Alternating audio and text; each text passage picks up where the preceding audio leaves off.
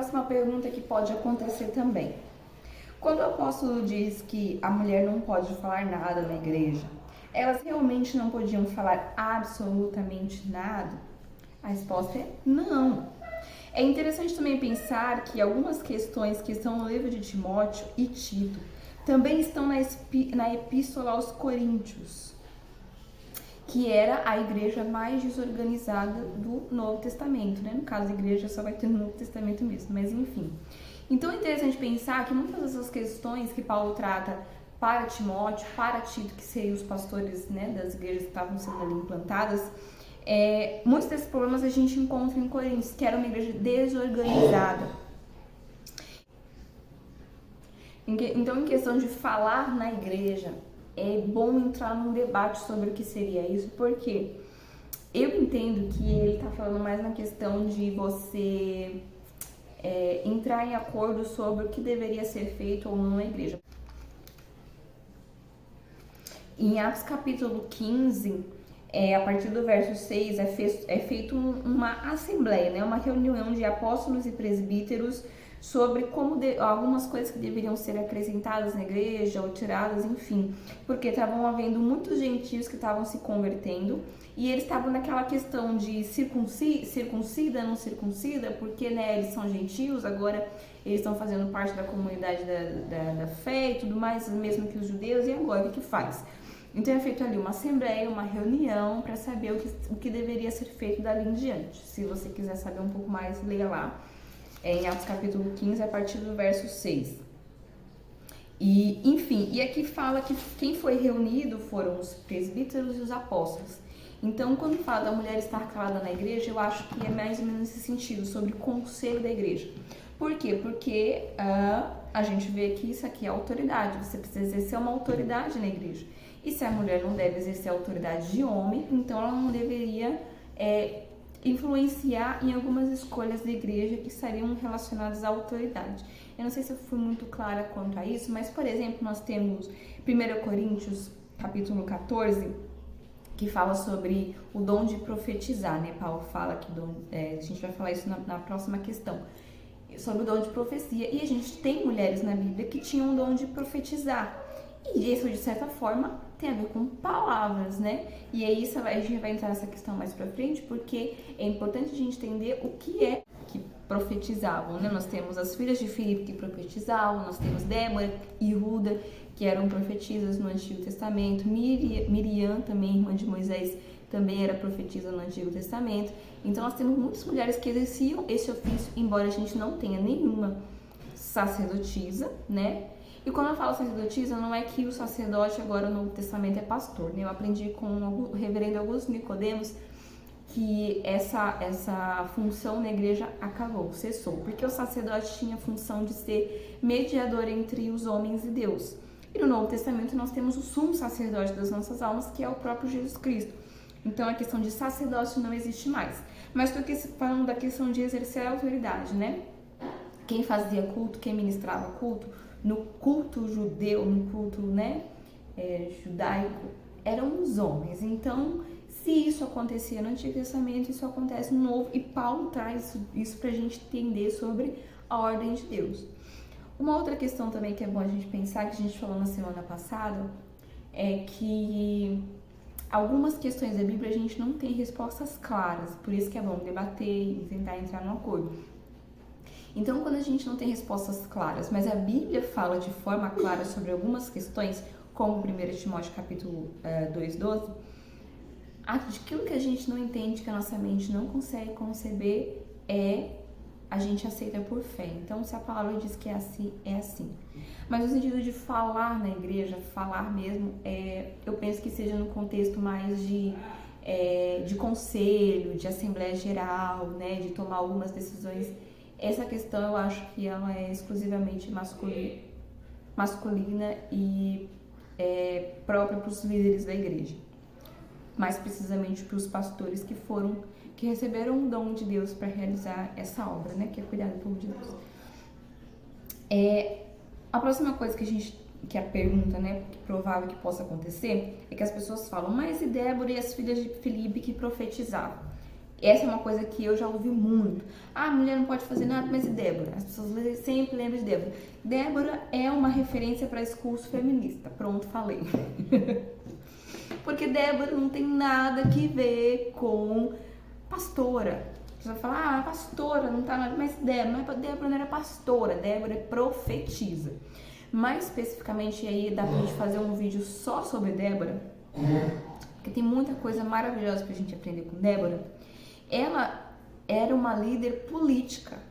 Então, por exemplo, no contexto de sociedade, mulheres não podem, como elas devem sim exercer autoridade, porque é um contexto político, nós temos muitas pessoas, a gente vai falar um pouco mais sobre isso mais pra frente, mas nós temos muitas pessoas na arte, na música, na filosofia, na ciência, na política, mulheres que fazem super diferença na vida da gente, na sociedade.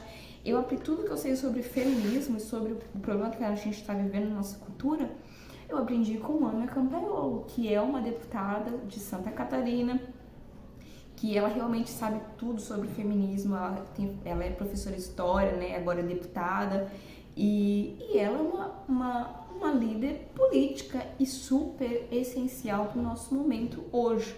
Então, Débora, assim como Ana Campaiolo, era uma líder política, ela era uma juíza. Se você for ver a história dos juízes, eles faziam legislação para o povo, então ela não ministrava no templo, ela era juíza mesmo. Então, a gente pode fazer um vídeo só sobre Débora, só falando sobre Débora, porque tem muita coisa boa. Mas o que a palavra de Deus fala sobre profecia, ou dom de profetizar? 1 Coríntios capítulo 14 é que Paulo fala sobre o dom de profecia, e aí a gente entende o que é a profecia. Profecia é o quê? Capítulo 14, verso 3 de 1 Coríntios. Mas o que profetiza fala aos homens, edificando, exortando e consolando. Então a função da profecia é o quê? Exortar, consolar, edificar. Nenhuma dessas coisas tem a ver com autoridade. Então, uma mulher pode sim profetizar sem exercer a autoridade de homem, como 1 Timóteo proíbe. E a palavra de Deus, ela não se discorda entre si. Não há,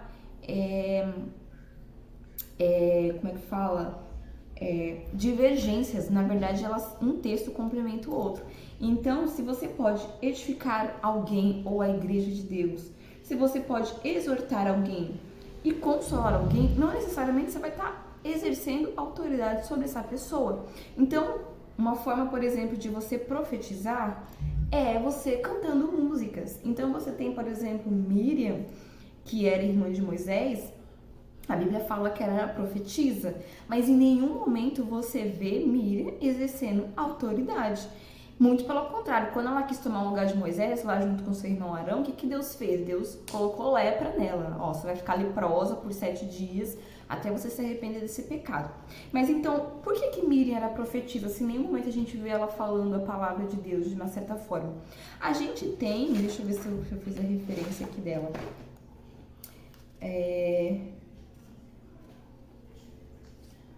A gente tem Êxodo capítulo 15, verso 20 e 22, que fala ali que ela, quando eles passaram pelo Êxodo, né, atravessaram o mar, Miriam pegou o seu tamborim, chamou as mulheres junto com ela e cantavam ao Senhor e louvavam ao Senhor.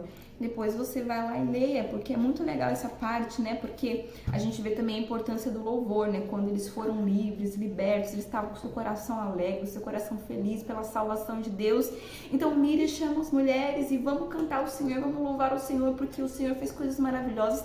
E essa é a única coisa que a Bíblia relata sobre Miriam. E ela era considerada uma profetisa. Então, você pode louvar ao Senhor se você está na sua igreja, você faz parte do ministério de louvor, você é mulher, você canta, você não precisa abandonar o seu microfone, muito pelo contrário. Cante ao Senhor, louve ao Senhor. E isso em nenhum momento é exercer autoridade sobre alguém. Você está chamando a pessoa para engrandecer o nome do Senhor. Outra forma de você profetizar e edificar a igreja é pela oração. Você está orando ao Senhor e você está ali edificando a igreja, quem está te ouvindo, porque a oração ela deve ser feita no setor privado, né, onde você está confessando seus pecados e tudo mais, e ela deve ser feita também no público, no culto público, né? Então, ali com a sua oração, você pode edificar a igreja, edificar quem está te ouvindo. Então, se a gente for entender o que significa profetizar, qualquer pessoa pode profetizar sem necessariamente seguir as escrituras no sentido de exercer a autoridade. E então é isso, gente. Se houver qualquer outro tipo de pergunta que você ainda esteja aí se perguntando, pode falar aqui, coloque nos comentários. Eu tô no Instagram também, vai lá no Instagram, conversa comigo. Bom, o Instagram dá pra mudar áudio também, né? Que nem no WhatsApp, então é bem legal. E eu não tenho nenhum problema de pessoas que discordem, que têm opinião contrária. Eu sei que na internet tem um monte de bicho aí, né? Você não pode discordar de nada que a pessoa já cai em cima de você, te xingando, te acabando com a tua raça. Mas, gente, o mundo é feito de escolhas. E tem gente que discorda de você, ok. Mas, quando a gente tá falando de palavra de Deus, aí fica complicado. Porque você pode estar lutando contra o próprio Deus. Tem uma pregação que eu vi do Paul Washer, e é bem interessante que ele fala que se você joga a palavra de Deus, você prega a palavra, no caso de um pastor fiel a Deus, né? Se você prega a palavra de Deus com fidelidade às escrituras, você está fazendo com que o povo que discorde de você não discorde apenas de você, mas discorde do próprio Deus. Então essa pessoa ela não vai estar lutando contra você, ela vai estar lutando contra o próprio Deus. Então assim, você coloca Deus na briga e sai de fininho, né? Então é isso, quando a gente se preocupa em ser fiel àquilo que a palavra de Deus diz, as pessoas podem discordar, enfim, mas se a Bíblia está falando de forma clara, muitas vezes a gente pode estar lutando contra o próprio Deus, em vez de estar lutando contra o homem. Então é importante a gente ter esse cuidado, né? Pensou lutar contra o próprio Deus, todo-poderoso? É complicado. Mas eu espero ter, esclarecido um pouco melhor, talvez coisas que eu não falei no outro vídeo. Talvez eu sempre volte falando sobre isso aqui, porque eu acho que esse é um problema do nosso tempo, né? Se nós somos contra ideologia de gênero, somos contra igualdade. Somos contra a igualdade de gênero, sobre os dois sexos realizarem a mesma função em tudo, a gente precisa estar atento se essas coisas não estão entrando na igreja, se essas ideologias também não estão entrando na igreja e às vezes atrapalhando a nossa fé, a nossa comunhão com Deus. Porque quando a nossa comunhão com Deus é firme, a gente percebe, a gente começa a sentir um pouco mais de inquietação, um pouco mais de perturbação, e às vezes a gente não sabe o que mas se a gente for na palavra de Deus, a gente estudar ela com muito cuidado, a gente vai ver que pode ser alguns pecados que não foram confessados, que a gente precisa parar de querer colocar as nossas ideias e se submeter à vontade de Deus. Então, quando a gente está longe, começa a se afastar de Deus, né? A gente confia que Deus nunca vai nos deixar perder. Mas quando a gente começa a se afastar de Deus, da vontade de Deus, a gente começa a perceber algumas inquietações, algumas ansiedades, algumas coisas que não deveriam estar ali no nosso coração.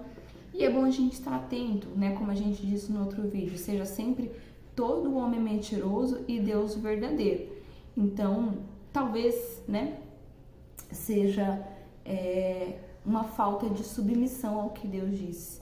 Né? A gente tem que entender que nós somos filhos da paz. Jesus Cristo nos prometeu a paz, né? Deixe-vos a minha paz vos dou, não como o mundo dá, não se turbe o vosso coração, nem se atemorize, como está escrito. Então, se nós não estamos tendo paz no mundo que já não tem paz mesmo, né? A gente está vivendo na era da depressão, da ansiedade e tudo mais. Se nós não estamos tendo paz e nós cristãos não temos diferença nenhuma de quem não é cristão, é bom a gente pensar se existem alguns pecados que a gente está deixando de confessar, se a gente está deixando de entregar ao Senhor as nossas ansiedades, os nossos medos, as nossas turbações. E isso, com certeza, pode ser tratada, né? Com a nossa submissão a Deus, com a nossa submissão à palavra e mesmo que a gente não entenda algumas coisas, com a nossa fé e confiança que Deus é bom. e que Deus fará tudo o que é bom para nós e para a glória dele. Amém? Que Deus abençoe seu dia, sua vida e até a próxima.